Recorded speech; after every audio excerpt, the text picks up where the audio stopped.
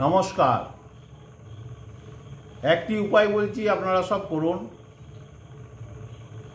এখন সব জায়গায় দেখা যাচ্ছে, সব সময় দেখা যাচ্ছে প্রতিটি বাড়িতে শান্তি বলে কিছু নাই। অহেতুক অশান্তি, যে কোনো কারণেই অশান্তি লাগছে। একের পর এক রোগ দেখা যাচ্ছে, আজ এর ছাড়ছে, কাল ওর হচ্ছে। এইরকম অবস্থায় প্রতিটি বাড়ি, প্রায় বাড়ি আছে। তাহলে কি করা যায়? শত্রু যেন ঘিরে ধরেছে এমন উপায়। কি করবেন সে সময়? 11টি লবঙ্গ নিন, একটা তামার পাত্রে রাখুন।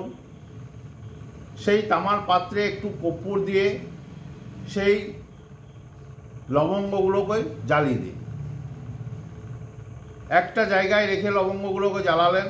লবঙ্গগুলোকে জ্বালিয়ে যখন ছাইটি হয়ে যাবে, সেই ছাইটি প্রতিটা বাড়ির 4টা কোণে আপনারা রেখে দেন।